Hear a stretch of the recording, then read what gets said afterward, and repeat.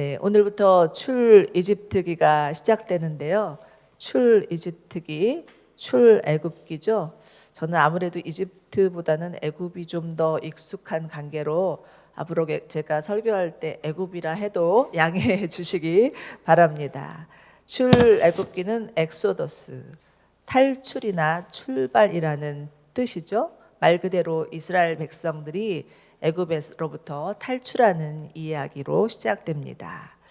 온 우주 만물을 창조하신 하나님께서 애굽에서 노예로 억압받고 있던 민족을 구원하심으로 이스라엘이라는 한 민족이 거룩한 하나님의 백성의 정체성을 갖게 되는 것이 바로 출애굽기의 내용입니다. 이 애굽에 내린 10가지 재앙들, 홍해의 기적들, 시내산의 언약들, 정말 우리가 감히 상상도 못할 정도의 거듭되는 아주 장엄한 하나님의 그 역사를 통해서 우리는 그 어느 때보다도 하나님의 역동적인 움직임을 볼 수가 있습니다.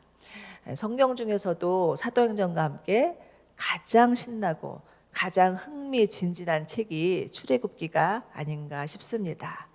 그런데 제가 말씀을 준비하다 보면 항상 하나님께서 우리에게 주시는 말씀과 함께 우리 삶 가운데도 역사하신다는 것을 경험하게 됩니다. 이제 앞으로 진행되는 출애굽기, 정말 출애굽기의 그 하나님의 역동적인 역사, 그 구원의 역사가 우리들의 삶 가운데도 동일하게 나타날 줄로 기대하셨으면 좋겠습니다. 아멘. 네. 출애굽기는 원래 헬라어 구약 성경에서는 엑소더스라고 하지만 또 히브리어 구약 성경에서는 다른 이름입니다. 베엘레 쉐모트라고 하는데요. 이 베엘레 쉐모트는 그리고 이름은 이러하니라는 뜻입니다. 그래서 이것은 즉 이 출애굽기가 애굽 창세기의 속편이라는 것을 암시하고 있습니다. 여러분, 창세기의 마지막은 요셉이 110세로 임종을 하면서 이스라엘 자손들에게 한 가지 맹세를 시키는 장면으로 끝이 납니다. 그 내용인 즉슨은 하나님께서 너희들을 다시 가나안 땅으로 돌아가게 하실 터인데 그때가 되면 반드시 내 해골을 가지고 나가달라라는 그런 부탁이었습니다. 요셉의 해골 유언이라고도 할 수 있습니다. 자신의 해골까지도 걸면서 유언을 하고 있는 요셉의 모습이 창세기 50장 마지막 구절입니다. 요셉은 이처럼 죽으면서까지 가나안 땅을 이스라엘에게 주신다는 그 하나님의 약속을 철석같이 믿었습니다. 그리고 그날이 되면 반드시 자기 뼈를 가지고 가서 가나안 땅에 묻어달라는 그런 부탁을 하는 거죠. 참 이것을 보면서 아브라함으로부터 대를 이어온 이들의 믿음이 얼마나 대단한지를 볼 수 있고, 그러니까 이들 가운데 그 믿음이 전승되었구나라는 것을 볼 수가 있습니다. 바라기는 정말 우리의 믿음, 이 자리에 있는 우리 어머니들의 믿음이 더욱더 견고해져서 정말 주님 다시 오실 때까지, 우리 아까 또 찬양했죠? 주님 다시 오실 때까지 그 믿음의 유산이 우리의 후손들에게 대대손손 이어지기를 간절히 축원합니다. 네. 자, 이제 출애굽기 1장 1절을 보시면 야곱과 함께 각자 자기 식구들을 데리고 이집트로 간 이스라엘의 아들들의 이름은 이라고 시작을 하면서 이스라엘의 아들의 이름이 나오는데, 여러분, 이스라엘이라는 이름은 하나님께서 야곱에게 주신 이름이었죠. 야곱이 형 에서를 대면하기 전에 야복 강가에서 하나님과 씨름하고 있을 때, 그리고 또 온 가족이 베델에서 회심하여서 하나님께 예배하였을 때 하나님께서 2번씩이나 야곱에게 너는 이제 이스라엘이라고 하라고 이름을 주신 거죠. 여러분, 이스라엘이라는 이름의 뜻은요, 하나님이 다스리신다라는 뜻입니다. 이것은 무엇이냐? 즉 이스라엘 민족들은 하나님께서 다스리시는 민족, 하나님의 주권 안에서 하나님의 통치와 다스리심 가운데 있는 하나님의 백성이라는 것을 말해 주고 있는 거죠.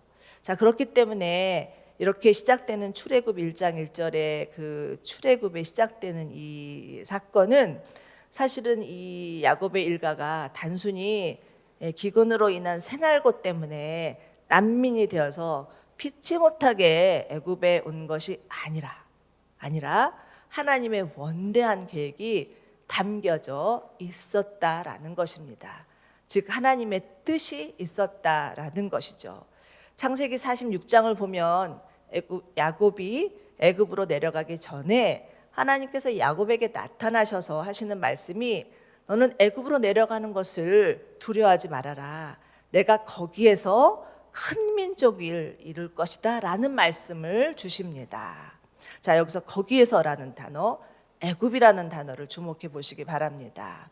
여기 보면 하나님께서 이스라엘을 큰 민족 되게 하시겠다는 아주 굳은 의지가 담겨져 있는 것을 볼 수 있는데, 그렇다면 왜 하필 애굽일까요? 왜 하나님께서 이스라엘을 큰 민족으로 만드시는데 그 장소를 애굽으로 택하셨을까요? 이런 거 좀 보시면서 궁금해하셔야 합니다. 예. 자, 그런데 분명히 이유가 있죠. 예, 하나님께서 이들을 애굽으로 내려와서 정착하게 하신 곳은 고센이라는 땅이었습니다. 우리 한번 지도를 보시기 바랍니다. 지도 띄워주시고요. 네, 고센 땅 보이시죠? 예, 애굽이 양쪽에 있고요. 그 가운데 나일강을 중심으로 해서 나일강 하류에 삼각주 모양처럼 되어 있는 땅이 고센 땅이었습니다. 이 땅은 나일강 하류에 있었기 때문에 늘 그 나일강이 범람함으로 인해서 토사들이 생기고 거기에는 당연히 푸른 목초들이 많이 생길 수밖에 없는 지역입니다. 양쪽에 있는 애굽을 보시면 거기는 거의 90%가 사막인데 요 고센 땅만큼은 아주 푸른 목초지가 있는 그런 땅이었습니다. 예, 그래서 정말 양치는 이스라엘 백성들이 이곳에 정착해서 또 번성하기에는 아주 좋은 적합한 장소였다라는 거죠. 요셉은 이것을 보면서, 이 땅을 보면서 하나님께서 이스라엘을 이 땅에 정착하게 하셨구나라는 것을 감지를 하죠. 그래서 바로에게 가서 이렇게 얘기를 합니다. 우리는 양치는 사람들인데 이스라엘 사람들은 양치는 사람들과 함께 있는 것을 싫어하니까 이 지역에, 이렇게 분리된 지역에 두게 하시면 어떨까요? 하고 허락을 받았습니다. 그래서 정착한 곳이 고센 땅이었습니다. 그래서 이스라엘 애굽 사람들과 함께 하지 아니하고 분리되어서 거기서 아주 잘 안착하고 번성케 될 수 있었던 땅이 바로 고센 땅이었죠. 하나님이 예비하신 땅. 고센 땅은 이스라엘 민족의 몸집을 키우는데 정말 딱 안성맞춤인 어찌 보면은 하나님의 인큐베이터와 같은 장소가 바로 고센 땅이었습니다. 그래서 이제 이곳이 하나님이 정하신 땅이었다라는 거죠. 2절부터 4절을 보면 이스라엘의 아들들의 이름이 나오는데 이들은 장차 이스라엘의 12지파의 조상이 될 자들이었습니다. 그렇지만 우리가 창세기에서 보는 바와 같이 이들은 결코 완벽한 자들이 아니었습니다. 이들 중에는 정말 아버지의 아내를 넘본 자도 있었고요. 또 마땅히 돌볼 그 며느리를 내치는 바람에 크게 낭패를 당한 그런 자도 있었고요. 또 복수를 위해서 잔인한 칼날을 휘둘렸던 자들도 있고, 또 우리가 너무나 잘 아는 바와 같이 자기 동생을 팔아버린 그런 자들이었습니다. 그런데 하나님께서 이러한 자들을 택하셔서 하나님 나라의 기초가 되는 이스라엘의 12지파가 되게 하셨다라는 것입니다. 이것은 하나님의 나라는 죄인을 구원하시기 위한 하나님의 구속사, 하나님의 구원의 역사라는 것을 벌써 초장부터 보여주고 있죠. 예수님은 이 땅에 오셔서 나는 의인을 부르러 온 것이 아니라 죄인을 부르러 왔다. 나는 죄인을 위한 대속물이 되기 위해서 왔다라고 분명히 말씀하셨습니다. 여러분, 성경은요, 어디까지나 죄인인 우리를 구원하기 위한 하나님의 구속의 역사입니다. 이것을 믿으시고 이런 관점으로 성경을 보시고 정말 이런 관점으로 나의 삶에 적용하셔서 하나님의 구원, 하나님의 그 구원의 은혜가 얼마나 큰지를 알고 정말 깨닫는 저희 모두 되기를 축원합니다. 자, 이제 5절을 보시면 처음 애굽에서 살게 된 애굽의 가족들은 70명이었다고 기록하고 있습니다. 여러분, 70이라는 숫자는요, 공동체를 이루기에는 최적의 숫자라고 할 수 있습니다. 제가 이제 남양주 온누리교회 오기 전에 저희 시동생과 함께 교회를 개척했었는데 처음에 5명 시작했어요. 5명 시작해서 정말 기도하고 또 한 주를 보내면 또 한 사람이 오고 그 다음에 또 2사람이 오고 정말 한 영이 얼마나 귀한지 그때 진짜 절실히 깨달았던 때가 그때였습니다. 그런데 그렇게 1명씩 2명씩 이렇게 오시다가 보아서 한 70명이 되니까 이제는 정말 할 만하구나.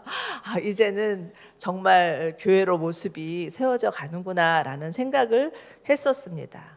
여러분, 성경에서 보면요, 7이라는 숫자, 10이라는 숫자는 완전수입니다. 그렇기 때문에 여기서 70이라는 숫자는 한 국가가 탄생할 수 있는 가능성을 암시하는 숫자라고 할 수 있겠습니다. 자, 6절과 7절을 보십시오. 요셉과 그의 형제들 그리고 그 시대의 사람들은 다 죽고 이스라엘 자손들은 크게 번성하여 강대해졌다. 온 땅에 이스라엘 자손으로 가득 차게 되었다라고 말씀하고 있습니다.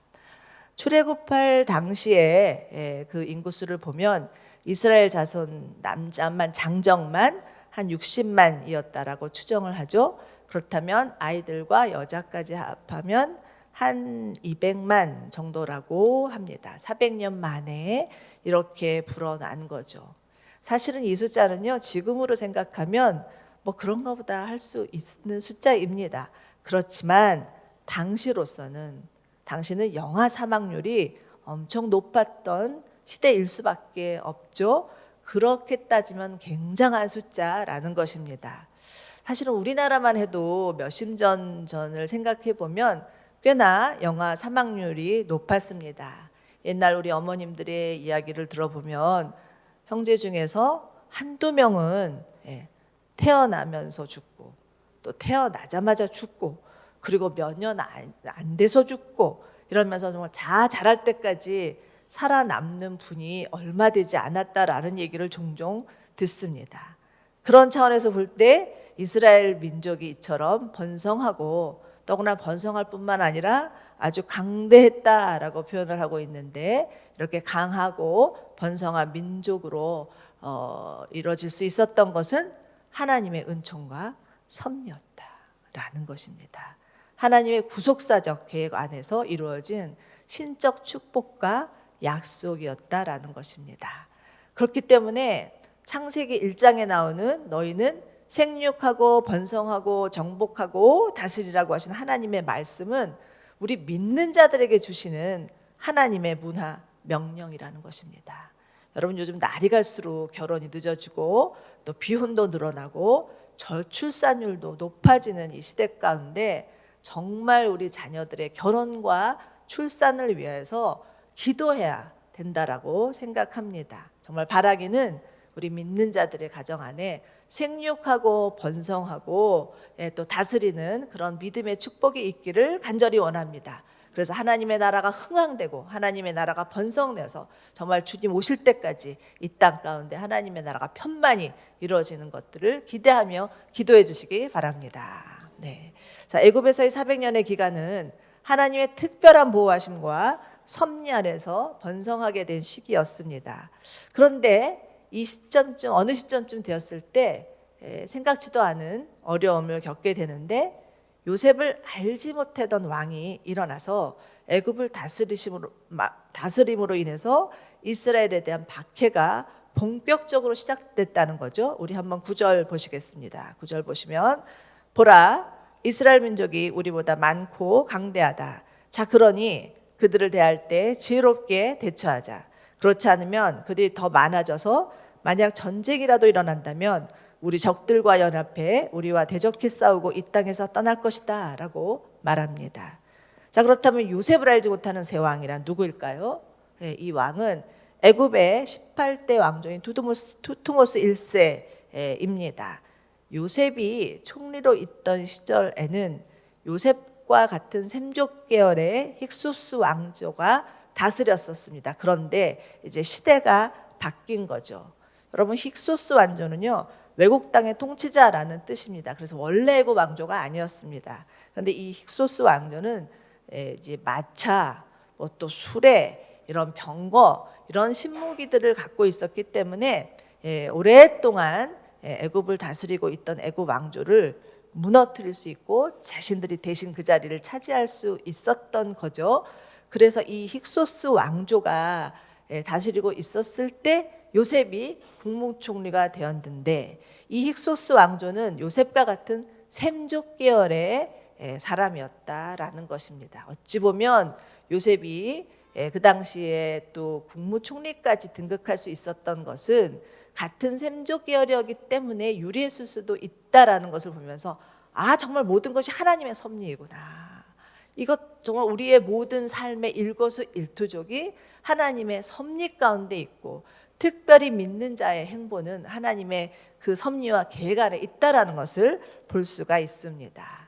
그 당시에 그 애굽의 그 예전에 그 벽화를 보면요, 얼굴이 하얀 사람이 까만 사람을 부리는 장면이 나오는가 하면, 그 다음 그림에는 또 얼굴이 까만 사람이 그 얼굴이 하얀 사람을 부리는 장면들이 나오는 것을 보아서, 아, 이렇게 그 왕조들이 바뀌었다라는 것을 역사적으로도 볼 수가 있습니다. 자, 그러니까 이렇게 다시 애굽 왕조, 검은 사람들이 왕조가 되면서 이스라엘을 바라보니 이스라엘은 눈에 가시였습니다. 왜요? 점점 이스라엘 민족이 번성하고 강대해지는 것입니다. 그리고 정말 애굽에서 보니까 가장 알짜배기 땅 고센에 이들이 차지하고 살고 있는 것입니다. 이 애굽의 그 새로운 왕은요, 딱 보니까 거기가 얼마나 좋은 장소인지를 알아봤어요. 그래서 거기를 새 수도로 세우고 자신을 위한 곡식 창고를 그곳 고센에 있는 비돔과 람셋이라는 장소에 세우기 시작합니다. 그리고 거기에 살고 있었던 이스라엘 백성들을 다 착출해서 그 곡식 창고를 짓는데 모든 사람들을 다 동원을 시켰던 것이죠. 오랜 동안 이스라엘과 애굽 민족 사이에 있었던 모든 평화적 관계는 다 깨어지고 아주 심각한 갈등과 위기를 맞이할 수밖에 없는 시대가 되었던 것입니다. 그렇지만 이 애굽에서 볼 때는 이스라엘은 절대 빼앗길 수 없는 최다 노동력이라는 거죠. 이스라엘 민족들이 없으면 도저히 자신들이 원하는 곡식창고, 자신들이 원하는 피라민, 이집트를 가보면은 엄청난 건물들이 지금도 존재하고 있는데, 그 모든 것들이 정말 억압받는 민족들을 착취해서 그렇게 지어졌다라는 것이죠. 그러니까 이들은 머리를 굴려서, 자, 우리가 지혜롭게 대처하자, 이렇게 얘기하는데, 이 지혜롭게 대처하자는 말은요, 사실은 원어적인 의미를 보면 아주 그 교활하게 머리를 써서 이들을 어떻게 해서든지 억압하고자 하는 그런 의미가 담겨져 있습니다. 그렇지만 이들이 아무리 교활하게, 이들이 아무리 이스라엘 백성들을 혹사시킨다 해도 이스라엘은 절대 꺾이지 않습니다. 밟으면 밟을수록 더 잘 자라는 잡초와 같이 번성하게 되는 거죠. 그러니까 이 애굽 사람들은 점점 더 두려워집니다. 두려워지니까 어떻게 해요? 점점 더 심하게 혹사를 하는 거죠. 원래 목소리 큰 사람이 사실은 가만 보면 겁쟁이인 거 아시죠? 네. 자, 이로 인해서 이스라엘 사람들은 삶은 너무너무 고달파집니다. 근데 사실 이러한 폭정, 이것은 당시 애굽의 시대, 그 시대의 일만은 아닙니다. 모든 인류 역사는 패권을 잡은 자에 의한 폭정의 역사입니다. 애굽, 바벨론, 로마, 영국, 일본, 이 제국주의의 행포, 이것은 이로 말할 수 없었고, 이로 인해서 피해당하는 약소민족의 서러움은 언제나 존재합니다. 우리나라도 일제시대 그 핍박 이야기를 듣다 보면 어떻게 인간이 저렇게도 악랄할 수 있을까라는 생각이 들 때가 너무나 많습니다. 자, 그런데 이렇게 이스라엘 민족에게 가해진 이 핍박의 역사는 그 두트모스 1세가 죽어도 그치지 않습니다. 오히려 그 다음에 다른 왕이 나타나는데 그 왕은 더 악랄해서 더 이들의 고통은 가중될 뿐이었습니다. 여러분, 김일성, 김정일이 죽으면 북한이 무너지는 줄 알았어요. 그런데 그 다음에는 더 지독하고 뚱뚱한 자가 나타나서 주민들을 압박하며 아직까지도 정말 철옹성과 같은 그런 모습이 보여지지만 그것은 정말 헛개비에 불과하겠죠. 여러분, 악은요 절대 죽는다고 해서 끝나지 않습니다. 사단의 세력은 절대 쇠하지 않습니다. 그렇다면 이 이스라엘 민족에게 더 이상 소망이 없는 걸까요? 그렇지 않다라는 거예요. 자, 2장 23절 보시기 바랍니다. 2장 23절을 보시면 이스라엘 민족이 중노동으로 인해서 신음하며 울부짖을 때 이스라엘 민족의 울부짖는 소리가 하나님께 이르렀다라고 되어 있습니다. 자, 여기서 울부짖는 소리에 밑줄을 그어 보시기 바랍니다. 빨간 줄을 박박 그어 보시기 바랍니다. 이 울부짖는 소리는 절규에 가까운 외침이라고 할 수 있습니다.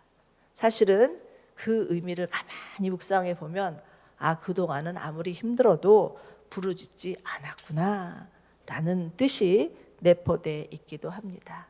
설마 나아지겠지, 곧 지나갈 거야, 하나님이 하실 거야 라고 생각하면서, 그것이 믿음이라고 생각하면서 부르짖지 않았다라는 것입니다. 자, 그런데 여러분, 사람은 언제 부르짖게 됩니까?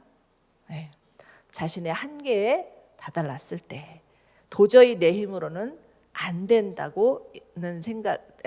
것을 인정했을 때, 하나님밖에는 답이 없구나 생각했을 때야 비로소 부르짖게 됩니다. 자신의 한계를 인정하고 겸손히 하나님을 찾을 때, 그때야말로 하나님께서 일하실 때라는 것입니다. 예레미야 33장 3절을 보시면 이스라엘이 바벨론 포로로 잡혀갈 수밖에 없는 상황에 있을 때 하나님께서 예레미야 선지자에게 말씀하시죠. 너는 내게 부르짖으라. 그러면 내가 내게 대답하겠고 내가 알지 못하는 크고 비밀한 일을 내게 알려줄 것이다 라고 말씀하신다라는 것입니다. 무엇이 문제라고요?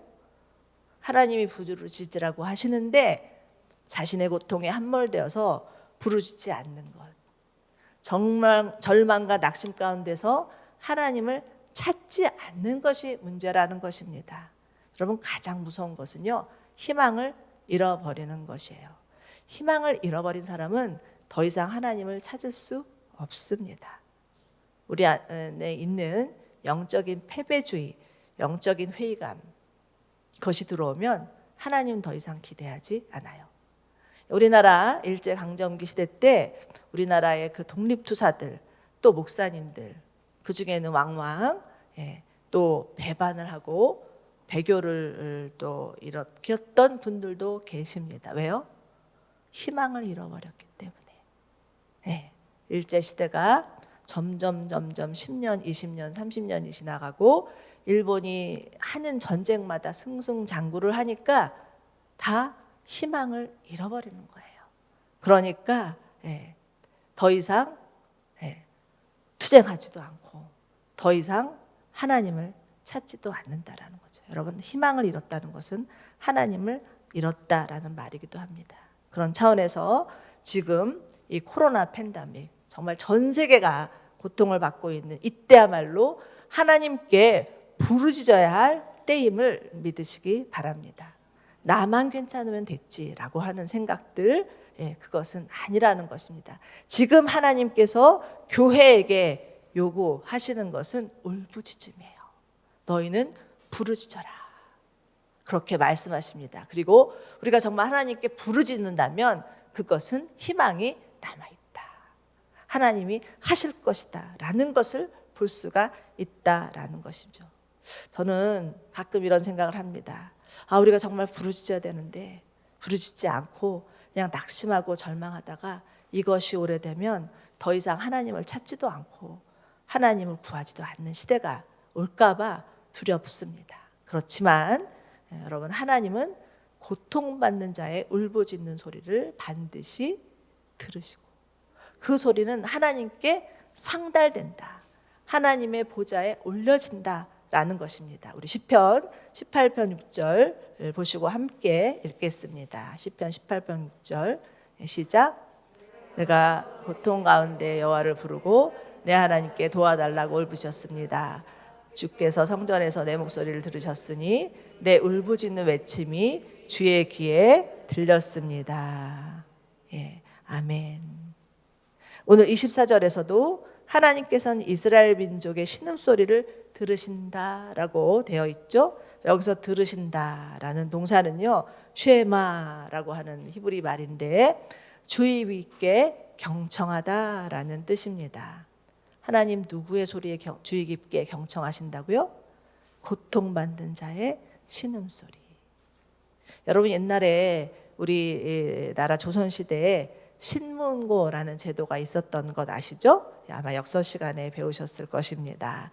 백성들이 억울한 일을 당하면 이를 해결하기 위해서 대궐 밖에 있는 그 북에 가서 치는 거죠. 그럼 왕이 그 소리를 듣고 무슨 일이냐 이러면서 그 문제를 해결한다라는 것입니다.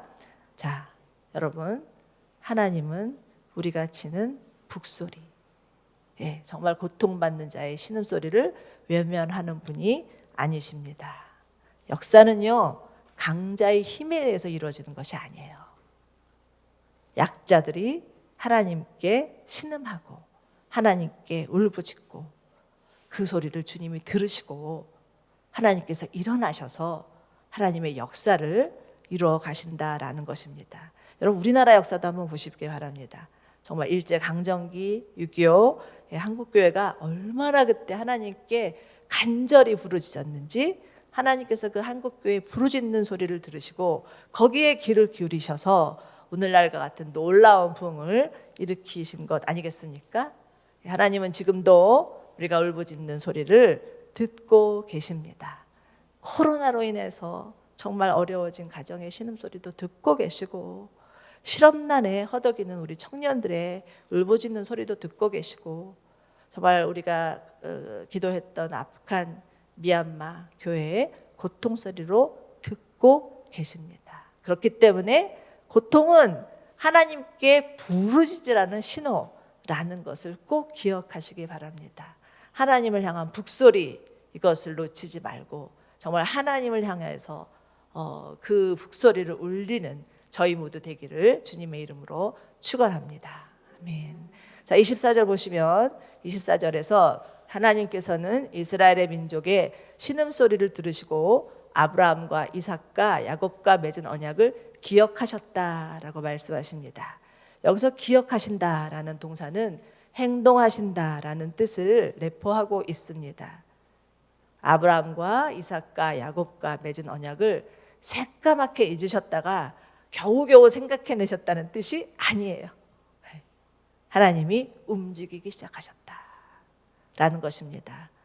그런데 하나님이 이처럼 움직이기 시작한 하나님의 행동 계시, 이것은요 아브라함과 이삭과 야곱과 맺은 언약 때문이었습니다. 그 언약은 히브리어로는 베리트라고 하죠. 자르다는 의미가 있는데 하나님께서 아브라함과 언약을 맺으실 때 어떻게 하시는지 기억하시죠? 우리 창세기 15장에서 배웠는데 쪼갠 고기 사이로 지나가면서 내가 너를 큰 민족 되게 하리라. 내가 너에게 복 주어 내 이름 크게 할 것이다. 내가 복의 근원이 되게 할 것이라고 약속하시죠. 그 쪼갠 고기로 사이로 지나가셨다는 것은 무엇입니까? 하나님께서 자신의 목숨을 내걸고 이스라엘과 아브라함과 약속하셨다라는 것을 의미합니다. 자, 그런데 이스라엘 역사를 이렇게 보면 이스라엘 백성들이 너무너무 완약하니까 언약 백성임에도 불구하고 너무너무 완악하니까 결국은 그 언약이 파기됩니다. 파기되는데 그런데 하나님은 하나님께서 맹세하신 그 언약을 파기할 수가 없었겠죠, 당연히. 그래서 없어서 영원히 폐기할 수 없어서 세우신 언약이 하나 있는데 그것이 바로 새 언약입니다. 새 언약은 누구를 말합니까?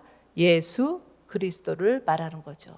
히브리서 12장을 보면 새 언약의 중보자이신 예수 그리스도께서 우리 가운데 영원한 구원을 임하게 하셨다라고 말씀하십니다. 그렇기 때문에 언약은 하나님의 본성입니다. 하나님께서 절대 먼저 맺으신 그 약속을 파기하지 않으시고 끝까지 자신의 목숨을 내걸고 정말 자신의 사랑하는 아들 예수 그리스도를 우리에게 보내시면서까지 지키셨다라는 것을 알 수가 있습니다. 여러분, 하나님이 언약의 하나님인 것이 얼마나 감사한지. 우리는 수시로 그 언약을 파기하지만 하나님은 변치 않는 하나님의 약속으로 그 언약을 영원히 지키신다는 것을 기억하시기 바랍니다. 자, 그리고 또 하나님이 이 언약을 기억하셨다라는 것은 비로소 하나님의 때가 되었다라는 뜻이기도 합니다. 다시 창세기 15장으로 돌아가 보면 하나님께서 아브라함과 언약식을 체결하실 때 하신 말씀이 있어요. 하신 말씀이 있는데 15장 13절 14절 우리 함께 같이 읽어보도록 하겠습니다. 시작. 말씀하셨습니다. 너는 분명히 알아라. 내 자손이 다른 나라에서 나그네가 돼 그들을 섬길 것이며 400년 동안 그들을 내 자손을 괴롭힐 것이다. 그러나 내가 내 자손들이 섬기던 그 민족을 반드시 심판할 것이며 그해 내 자손이 많은 재산을 갖고 나올 것이다. 아멘. 400년 전에 하신 약속이었어요. 네. 여러분, 한 나라가 이루어지기 위해서는 땅, 주권, 백성이라는 3요소가 필요하죠. 그런데 이 애굽에서의 400년은 200만이라는 이스라엘 민족의 몸집을 키우는 시간이었습니다. 그리고 이제 마침내 때가 되니까 약속의 땅 가나안을 주시기 위해서 출애굽하게 하시는 거죠. 마지막 25절을 보면 하나님께서는 이스라엘 백성들을 보시고 그들에게 큰 관심을 기울이셨습니다 라고 말씀하십니다. 하나님은 절대 자신이 맹세한 그 언약을 변개치 아니하시고 지키실 뿐만 아니라 우리를 향한 사랑, 우리를 향한 관심, 우리를 향한 돌보심을 가지시고 우리를 돌아보시는 분이신 것을 믿으시기 바랍니다. 여러분, 출애굽은요 단순히 고통받는 이스라엘을 불쌍해서 하나님이 건지신 것이 아닙니다. 하나님의 원대한 뜻 아래, 아주 주도 면밀한 계획 아래 하나님의 때에 차근차근 이루신 하나님의 주도적인 위대한 구원의 역사라는 것이고, 이 위대한 구원의 역사는 지금도 변함없이 이루어지고 있습니다. 그렇기 때문에 이 이스라엘 백성들이 정말 하나님이 그 주시는 약속, 그 언약을 철석같이 믿고 그들의 믿음을 증명하면서 살아왔던 것처럼 우리 또한 하나님께서 우리 가운데 주신 약속의 말씀을 믿고 믿음으로 살아가는 저희 모두 되기를 원합니다. 그러기 위해서는 하나님께서 우리에게 주신 말씀, 이 성경을 가까이 해야 돼요. 그래서 말씀을 가까이 하지 않는데 어떻게 우리가 하나님의 역사를 알아차릴 수가 있겠습니까? 바로 내 옆에서 하나님이 일하셔도 하나님의 말씀이 없으면 못 알아차립니다. 그러나 하나님의 말씀이 있으면 하나님이 이렇게 하시는구나, 이렇게 하시는구나, 그 정말 하나님께서 하시는 그 한복판에 들어가서 우리도 그 하나님의 구원의 역사에 동참할 수 있다라는 것입니다. 그리고 무엇보다도 정말 하나님은 우리의 고통의 소리, 울부짖는 소리를 들으시는 하나님이신 것을 반드시 기억하시기 바랍니다. 아무리 세상에 불합리한 일이 일어나도, 정말 아무리 내 삶 가운데 이해할 수 없는 고난이 있어도 하나님은 이 어둡고 악한 세상을 구원하시기 위해서 당신의 사랑하는 아들 예수 그리스도를 우리에게 주셨음을 믿으시기 바랍니다. 예수만이 길이요 진리요 생명입니다.